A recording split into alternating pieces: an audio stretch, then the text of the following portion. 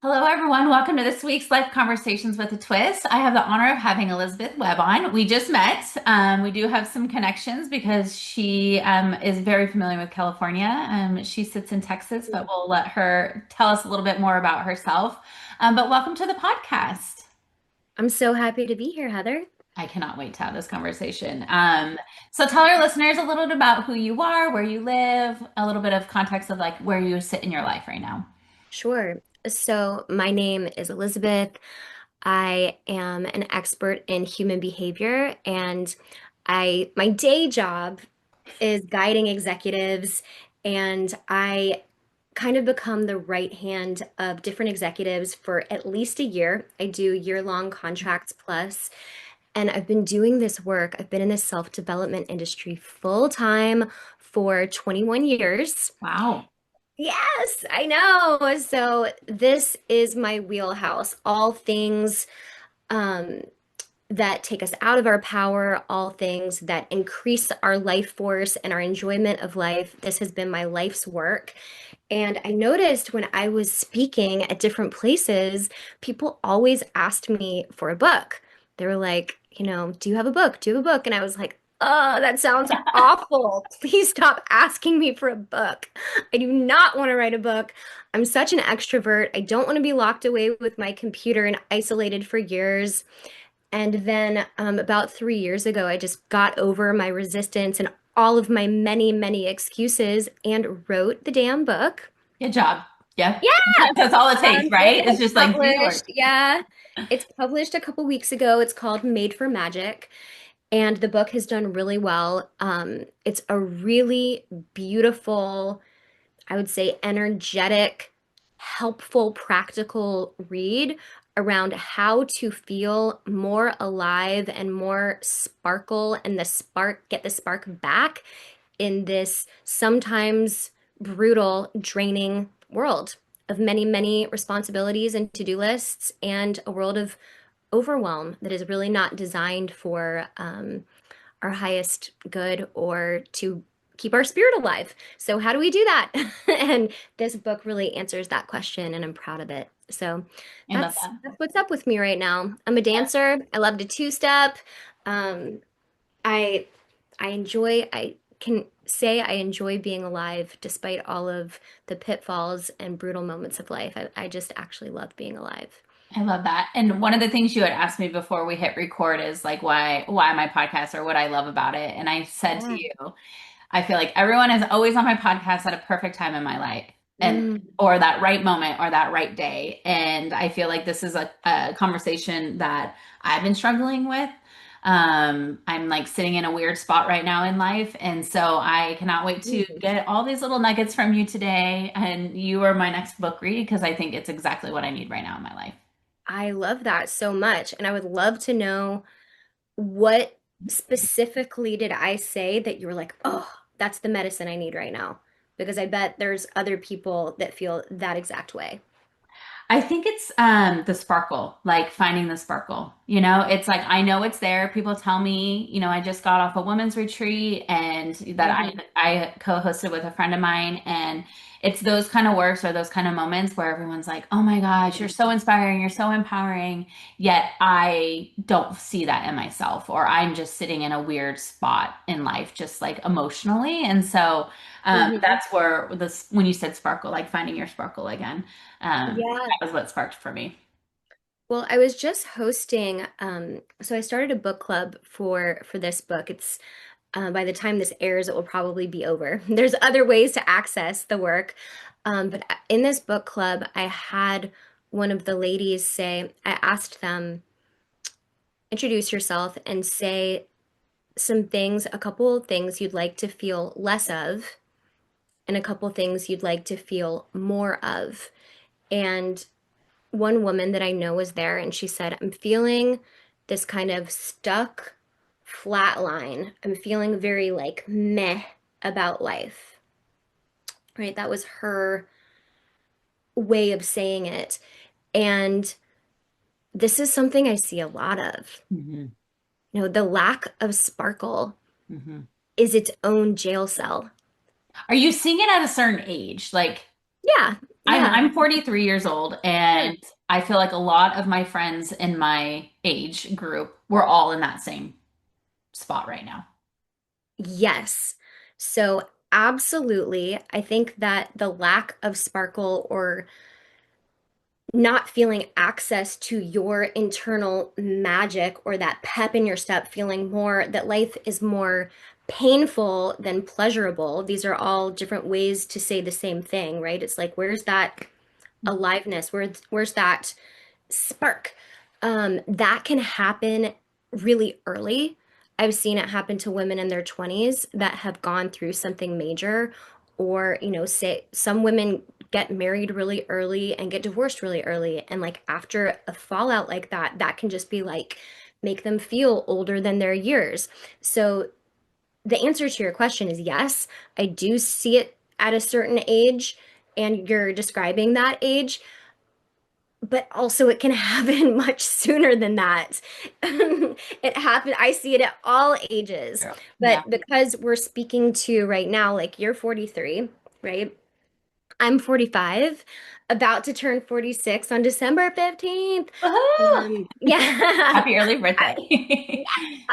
I was on another podcast a couple weeks ago, and she was saying the word middle-aged. And she was speaking about herself because she's in her 40s as well. She's a gorgeous actress. And the way that the words sounded coming out of her mouth, I was like, "Can I ask you a question? How does that phrase make you feel?" And she started like dry heaving. She was like, "Bleh, gross, like hate it, like middle aged. Oh, like how is that me?" And I was like, "Okay, great." So we have this whole beautiful sect of women that could be vibrant, sparkly, gorgeous, all of these things that know that they're being called middle-aged, which makes us all feel like shit and Yep. makes us feel like, oh, the best years have passed. I'm no longer the muse. I'm no longer the this. I'm now like falling into this other category in life that's less desirable. So I feel like a big awareness that's necessary here is to just go like, whoa, this isn't just me. Like some of it might be how you feel psychologically or in your physical body, hormonally, Hmm. or, with things that have happened that have accumulated. So there's that. That's a whole other thing that we can address and talk about. But let's look at the messages that we're bombarded with about not being in the right phase of life. Hmm. So true. Yeah, I like actually am embracing like being older. I do think what you said, what'd you call it? Midlife? I said someone else called it that. Yeah, Yeah. I'm like, I don't agree to that. I actually feel probably better than I ever do. And I know that there's more. Like you hear Yes. all these stories that their like sparkle and their uniqueness or their like Yes. empowerment didn't come to like 60. So I know I'm good with where I'm sitting. I just battle like all the like emotional hormonal crap that like goes on, which before you I was just interviewing somebody who does a lot with like fertility and like how you get your body, in a right place and you can do that self-regulating like by eating better and all the things and getting enough sleep and all those. So that's something that I personally need to work on, but I still just feel like like everyone just is like everything just feels heavy. Relationships feel heavy, marriage feels heavy, being a mom Hmm. feels heavy. um, Yep. and it's like how do you just like what steps or what things can you do to kind of break that cycle for yourself? Should we go into that? Let's do it. But I Yeah, want to let's hear, let's I'm interested to, no, well, let's dive into it because I want to hear how you got to where you are doing this work today too. Because I don't Oh, think you just absolutely. magically Okay. woke up one day and you're like, I am going to make everyone feel amazing. But like how you got to that spot. Yeah, I like to work with people where they're at. So I realized that even the book title Made for Magic, when someone feels like crap, they don't want to reach for magic. They want to reach for more aliveness, Yeah. more energy, more Yep. balance, more peace of mind. And so it's like baby stepping ourselves there choice by choice. But let's go into a specific question here. It sounded like if everything's feeling heavy, right? And this isn't just you, it's the women that you're talking to, like you're hearing women are feeling heavy. They're feeling burdened. The relationships are feeling heavy. The responsibilities are feeling heavy. Well, another word for depression, and I'm not saying anyone's depressed, but another word for depression is overwhelm. Yep. So I would say anything that can be done to get, let's just say your right now, to say your life out of overwhelm is going to serve you. And it's really beneficial to go area by area Hmm. so that you're not overwhelmed by getting out of overwhelm. So this could be as simple as going through every area of your life and being like, okay, first I'm going to take on my physical health. What are the elements of physical health? How I'm eating, supplementation, hydration, sleep. There's probably others that I'm not listing. I'm not a specialist in this, but then really getting into like, how do I simplify this for myself? What can I delegate?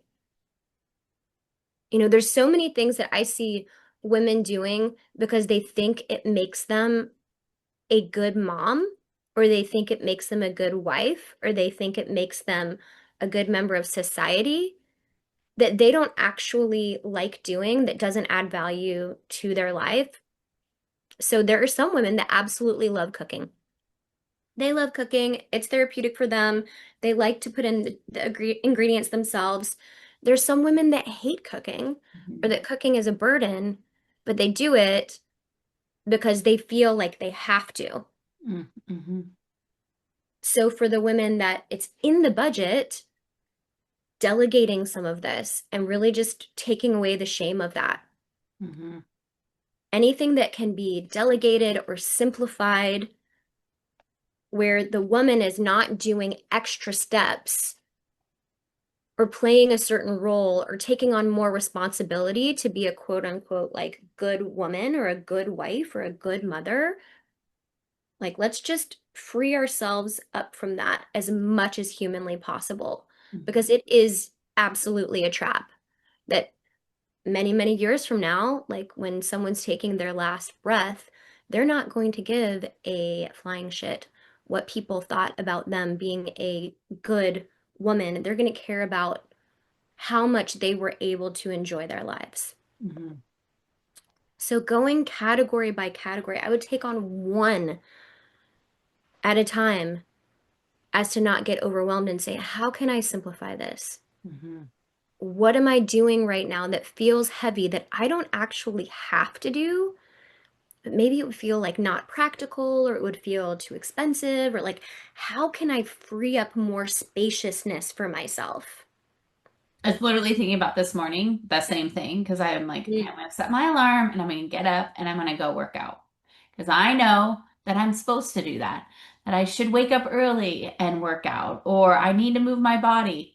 And then I thought to myself, you know what? Like, why do we put so much pressure on us to do these things? Like, Mm. why does it have to be something that like I have to add? What if it's I'm gonna go for a casual walk later where it doesn't feel like it doesn't angst me? And I'm like, why am I stressing out about it? I'm like, just lay here and do what you want to do. Read a book. Do you know what I mean? Like we put so much pressure on ourselves just to do that one thing. So I'm hearing even just in the language around that, I feel like I have to work out, right? Like you might not be a workout gal. That might feel heavy and annoying for you. You might never want to get on an elliptical machine ever again in your life. Mhm. You might not be a Pilates person. You might be a dance around the kitchen for 30 minutes person. You might be a walk in the sunshine person. You might be a bicycle rider. Like, so I'm never going to disrespect movement because movement will help in every area of your life. Like movement in your body is movement in your life, and it helps with so many different things. but forcing ourselves to be a gym girl when we're not a gym girl and the gym makes us feel like shit, or Yeah. everybody's doing HIIT workouts, but you hate it, or people are running, but you don't want to run. Find the movement that maximizes the pleasure for you so you keep wanting to do it. Yeah. And so And much be of, okay with it changing. Like, be okay with yeah, it. Like, okay, yes, I loved HIIT workouts 10 years ago and it was fabulous. yeah, And I wake up at 5 a.m. and that was okay. But like, it's okay to find something else that's different. I would say it's expected. Yeah. It's expected and normal for our preferences and our interests to evolve. It's normal. It's not societally normal or encouraged, but it's actually normal for people to reinvent themselves multiple times over a lifetime Yeah. and go, you know what? I used to love that, but I don't like that anymore. I used to be vegan, but now I want protein. I used to love to run, and now it makes my joints feel weird and it feels hard. I actually like softer movement now. And just release any of this, like, it shouldn't be this way. I shouldn't feel that way. Everyone else is doing this. Who cares? Right. What feels good to you? What will you want to continue doing? That's the question. Hmm. And just having so much freedom and permission around that. It's like if we lived in a shame-free world that had no compare or despair, where you didn't know what anyone else was doing and you were never going to get a side eye from anyone ever again in your life, what life would you be living? Yeah. And I suggest to do as much of that as you can stomach right now. Well, and they always say like we should, like the word should never come out. Like that is not Yeah, in our vocabulary because like we should be doing this, we should do this, we should do this, we should. And it's like stop shitting yourself. Like let it go. I know. I still say the word. I do. Like I know. my language is not perfect, but I hope that the codes of what I'm saying just still comes through. It's really about freedom. Hmm. And the reality is we are free, but many of us don't feel free. With the work that you're doing and the clients that you work with, what is like the Mhm. biggest thing that you like the biggest obstacle that you are seeing? I'm assuming you work with men and women, or do you I just work with, yes, I worked only with women for the majority of my career. And then about 8 years ago, I started taking male clients as well. And I okay. really enjoy them. So for the sake of this conversation, where women that you work with, like what is the hardest thing that they're all struggling with? And what is some advice or things that you can encourage somebody to get unstuck? Totally. Oh, the biggest themes. I'm sure Well, there's a lot. yeah, the first of all, the one that we're talking about right now. Why don't I feel like myself anymore? Mhm. Such a big, nuanced question. Is this just me now? Am I just like this? Is this it? This life of all of this responsibility and all of these to-do lists? Like, is this it? Is a big overarching question. And when a woman asks me that, all I know is that she's starved for energy. That's an Yep. that's a question that comes from energetic starvation. And when someone's starved for energy, that's actually great news. It's like awful news, and it's also great news because it's totally fixable. And the Tell way us that how, we, girl. Tell us how. Please tell yeah, well, I did happen to write a whole book on it. us. Great. To serve this very purpose. Once again, it's called Made for Magic. It literally answers this question, how do I get my energy back? Hmm. When you get your energy back, you feel magical, truly. And I spent 3 chapters of this book, or many, many months, and 3 chapters of this book is about relationships.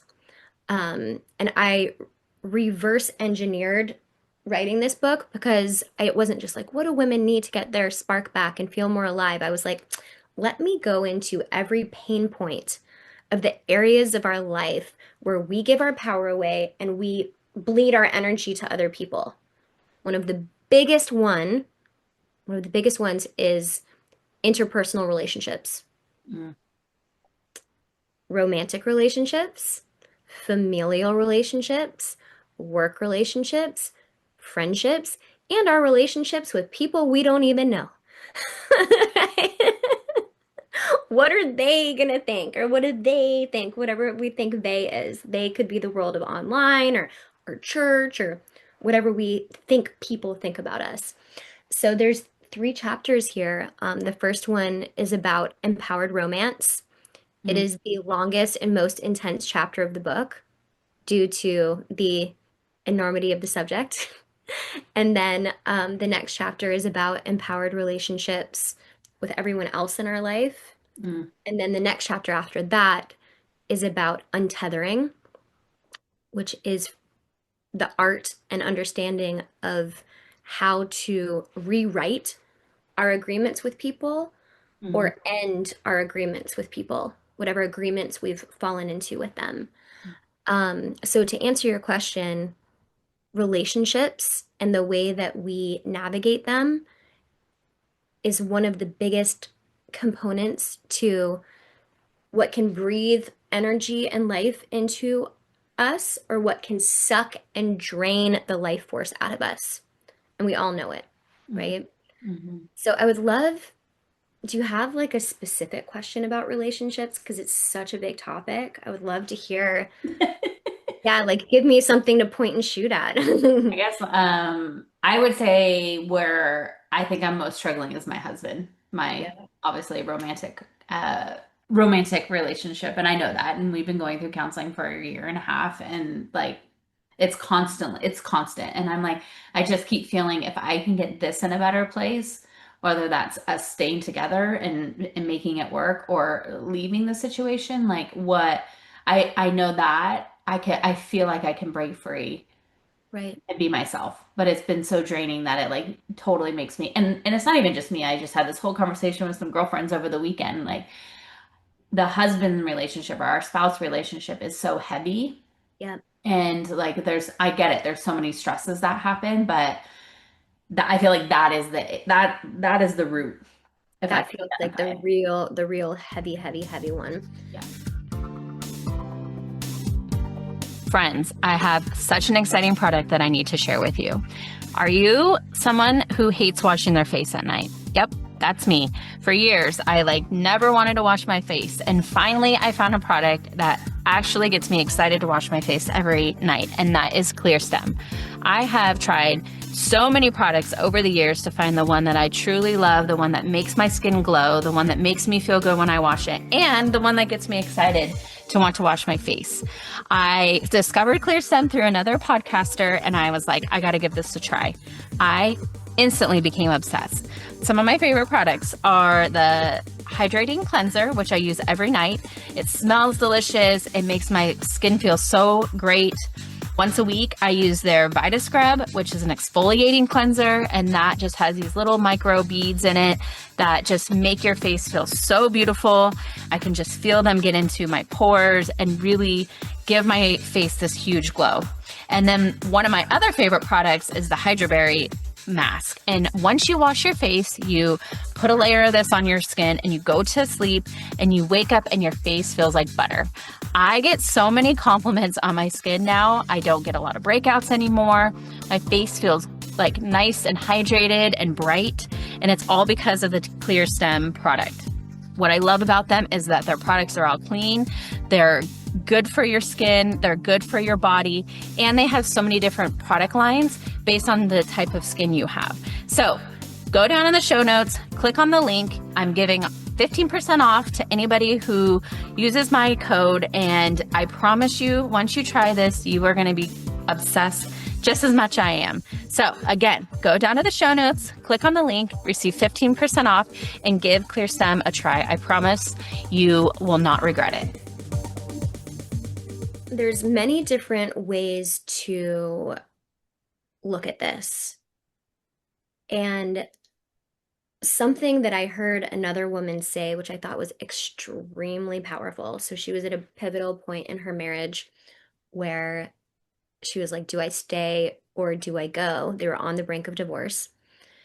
And she asked herself, okay, if I get a divorce from this man, what are all the things that I'm going to go do? I'm going to start working out. I'm going to start self-pleasuring. I'm going to get a new wardrobe. I'm going to get hot. I'm going to go dancing with my friends. I'm going to start flirting with life in a different way. I'm going to feel free. And she was like, well, and then I'm going to like maybe meet another man and maybe even like unconsciously recreate this whole thing. Maybe not. But what if I stayed in this marriage and did all of that right now? Mm, It's like yeah. finding that version that's like, I'm free of all this heaviness and this bullshit, and I'm going to work out and I'm going to take care of myself and I'm going to choose myself. And like harnessing that version while still in the relationship, which is much easier said than done. This is deep, deep work. Mhm. But really choosing that while in the relationship and seeing what cuts loose there. Interesting. Yeah. Yeah, that is really interesting because you're right. It's like you think of like, and you're like, well, why can't I just do that now?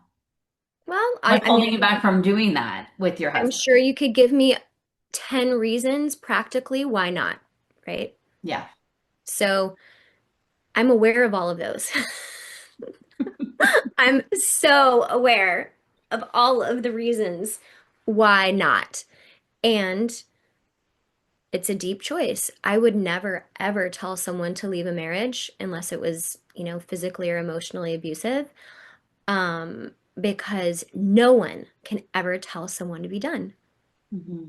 Because if you like say someone's therapist said, no, you need to leave, but you weren't totally ready in your own soul, there may be regret that lingers for the rest of your life or a question. No one can ever tell someone else to be done with their relationship. So I really love what this other woman did. Her name is Alexi Panos. I want to make sure that I say her name. Yeah, her name is Alexi Panos that said that. She's married to Preston Smiles, and they're now really back on track. And there were So elements. she decided to stay and She decided did. to Yeah, change. she decided to stay and they reinvented and they both did a lot of deep work. And I don't know all of the other elements of their story, but that piece of it that was up to her, she was like, I'm reclaiming this now. I'm reclaiming this now. And sometimes I cannot candy coat this. It is sometimes that two people are just truly deeply not a match, but they're so in it with the enmeshment of the property and the children and the responsibilities that they just don't even know how to go separate ways. And it feels like Chinese water torture. Yeah. And sometimes two people really could be a match, but so much has happened that hasn't been cleaned up. And they're looking at each other through this negative lens of resentment and like a deep cleanup and bonding and getting back to the pleasurable side of the relationship could actually solve it. Hmm. There's a reinvention that's available, and no one can tell anyone which category they're in because this is a deep research project, right? Hmm. And every couple is so different. Um, but I would say the hope piece, like what I see when someone feels like they could be in the wrong relationship or the relationship just feels like heavy, um, there can be like a heaviness and a hopelessness that sets in when somebody feels stuck. And that's an alarm bell that action needs to be taken. Hmm. If not a decision about the relationship, a decision about that woman's life of like, I don't know how much longer I'm going to be in this. It could be 6 months. It could be 6 years. It could be the rest of my life. But I'm not going to be this version anymore. Hmm. This is not working. I reclaim now. So I'm not sure what resonated with you, but I'd love to hear. All of it, actually. Um, Okay. it's very interesting. I do agree with like like we can do work together, but I almost feel like we need to do work separately. Like I know I personally have work to do and with Mhm. myself, and so does he, right? And so what would happen if that all happens and then there's this beautiful opportunity that happens. I think I don't know why women are so scared. What really hit me was when you're like, I'm going to reclaim it. I'm going to be like, this is who I'm going to be. Why we have such a hard time claiming that and moving forward with that. And I see this with a lot of people. Like we all know that, right? And we just get stuck in the muddiness of it all. But I'm like, well, like why can't we just say no, this is going to be different? And it's like, is there fear that he's going to leave us? Is there fear that, oh, you can actually be happy? I mean, I think that's probably a lot of it. Interesting. Say more about that.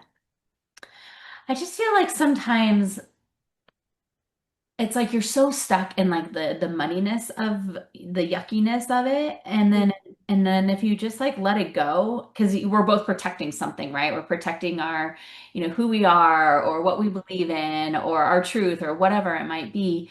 But if we were to just like let that go and just be able to just be and be true to each other, like what a beautiful thing it could be. But we both, and I hear this a lot, like a lot of stubbornness, right? Most people are stubborn, and it's like, nope, I'm not gonna be the one that gives in and just says, you know what, like let's just let the past go. Let's let over these stupid arguments go, and like let's just really put forward. But I think there's like a fear of it because it's what we've been doing for so long that it just becomes this like normal thing. Does that make sense? It does. It does. And I would challenge that, you know. I would challenge that all day. And I get it.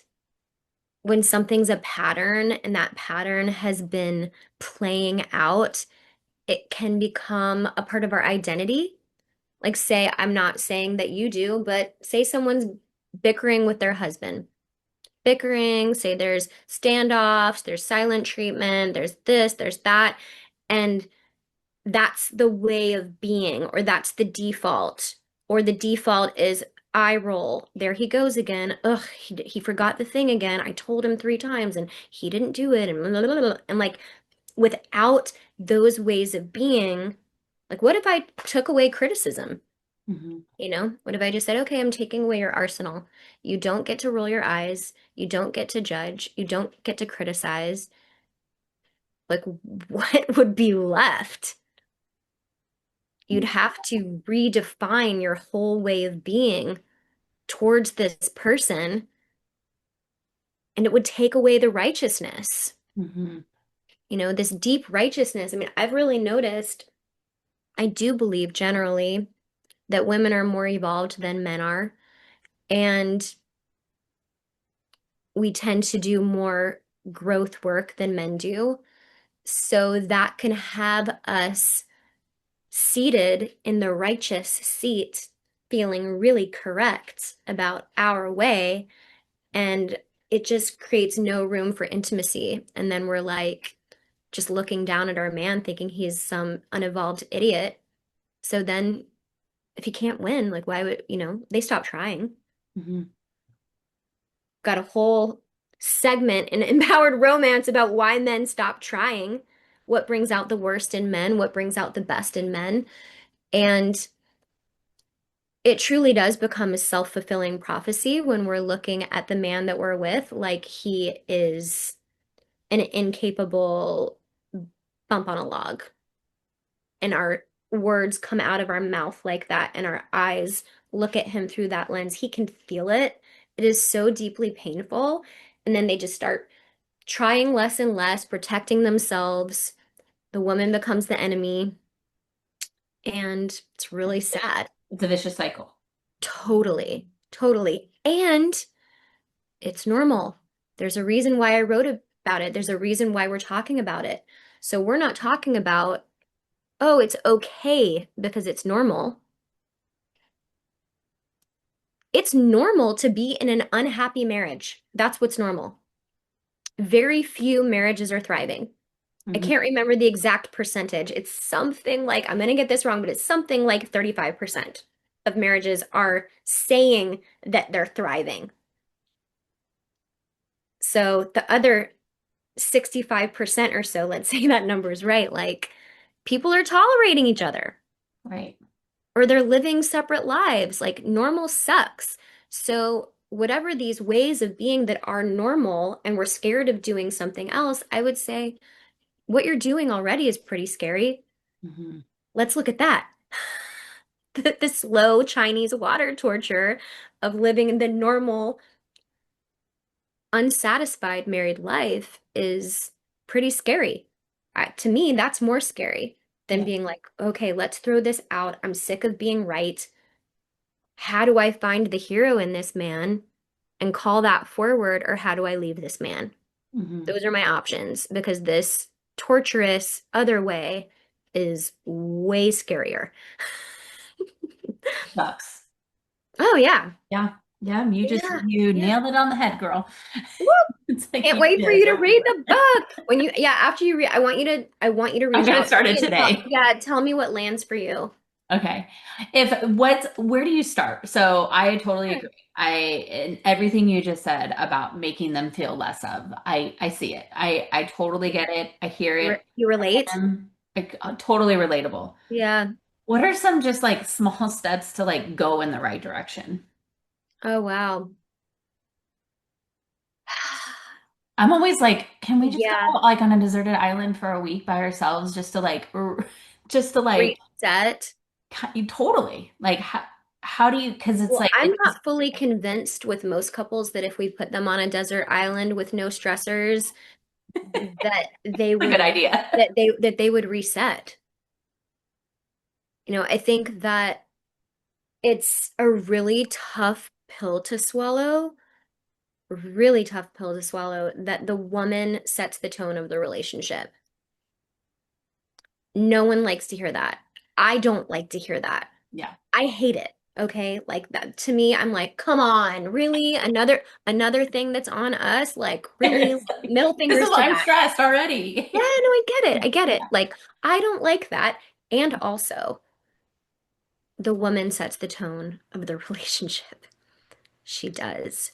Her mood, her replenishment or lack thereof, her anger or lack thereof, her joy or lack thereof sets the energetic tone of the household Yeah. and sets the energetic tone of the relationship. If your man is basically a good man that's just not living up to his potential, there is so much that the woman can do just by choosing herself and becoming a joy-filled, sensual being again that's a lot less angry. So I would say first steps aren't even about him. Mm, Probably 60 to 70% of the reasons why the woman is angry and emasculating or criticizing is because she's freaking exhausted. So it's like choosing herself, making more spaciousness, delegating, getting the help, getting things off that don't need to be there. mhm. Whatever board you think you need to be a part of, or whatever, parent night where you think you need to volunteer, maybe quit half of it or all of it and I mean, go that's take a, truly where I'm sitting in my life is because I've yeah, been doing so much. I'm a people you're pleaser. overcommitted. I'm overcommitted and I'm like slowly just peeling that back. Like to Yeah. sit at home for one day and not feel like you have to do something.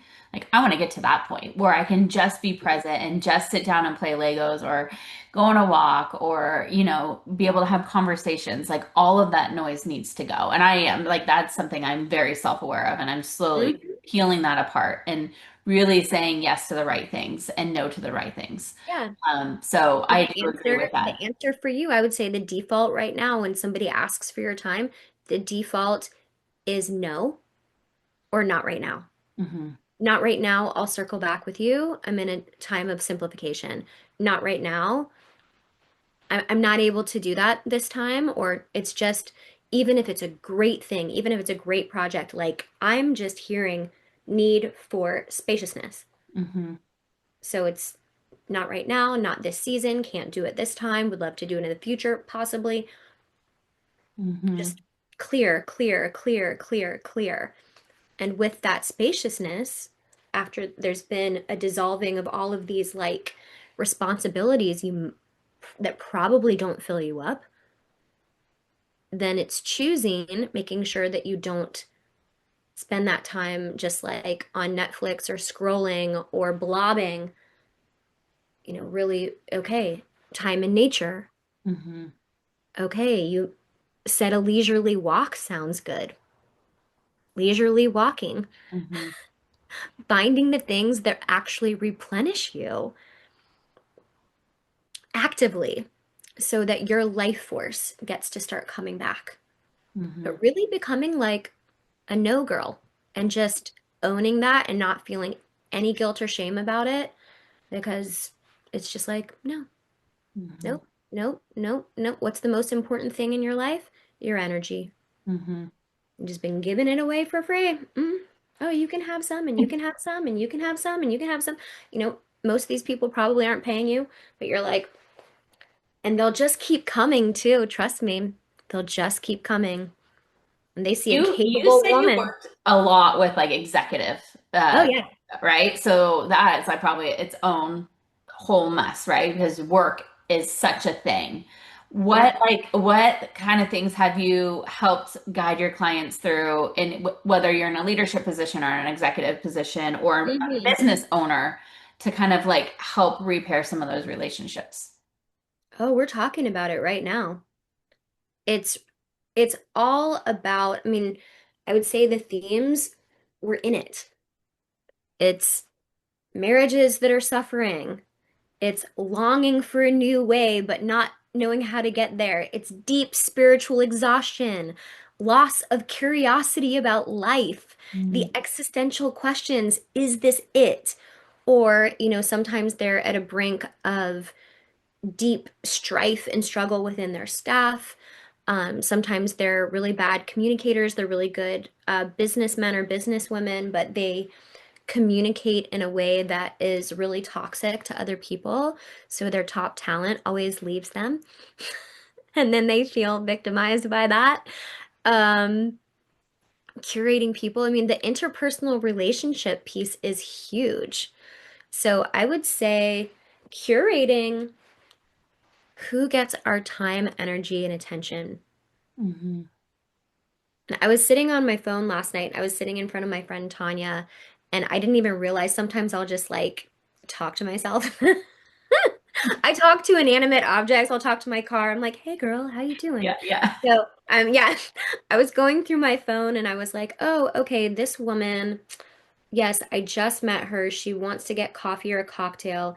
No, I'm not going to be doing that. But we could go to an event together that I already want to go to because then that's not personal time." And I was like saying all of this out loud, and I was like, my one-on-one time goes to deepening my existing relationships right now or me. So that's a no, but she can go to a thing with me. Okay, so I'll say yes to that. And she was like, I love hearing you talk through this.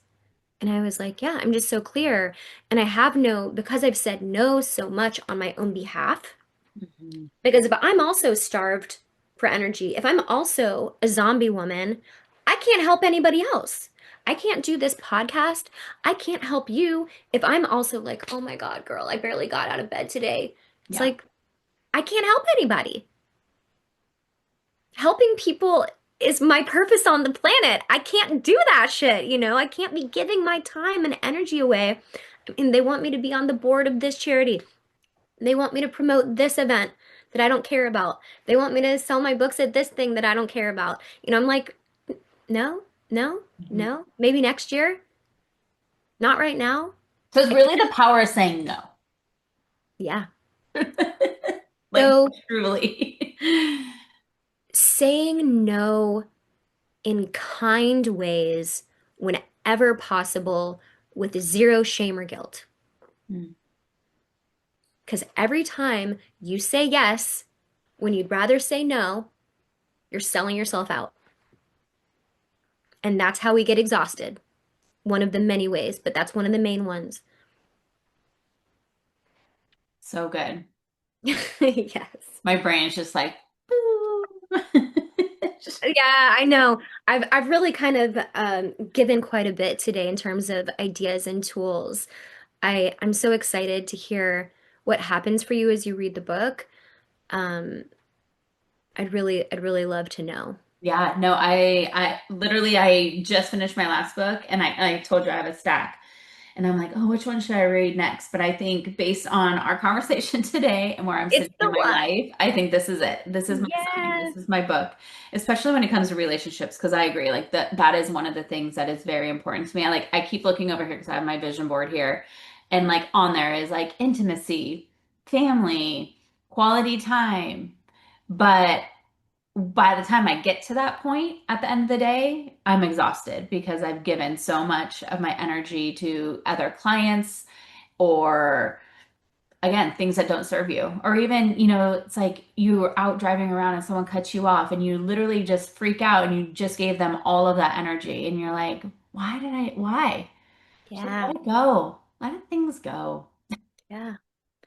So I would reverse engineer your life around what's sacred to you instead of giving what's sacred to you the energetic scraps. So Make whatever decisions you need to make, saying my priority is intimacy, quality time, all these things on my vision board. These are my sacred things. So, how do I show up to these things energy rich? What needs to get off my schedule? Do I need to switch things around? How do I show up for what's sacred to me as and hold it as sacred, hmm truly, hmm not give it the scraps? hmm Because if the way that you're making decisions is not in alignment with your priorities, there's the whole hmm problem right there. You'll always be unhappy and unsatisfied because these two things aren't working. Yeah. It's not in alignment. Oh, so good. Give us Yeah. one little piece of fire to end us with today for us to move Okay. on to have a fulfilling, energetic, Sure. magical life, or at least get on the right I, path to well, get. I feel like I've given you a firestorm, and I'll give you one more arrow of fire. Choose yourself now, not in 5 months, not in 5 years, not in 40 years.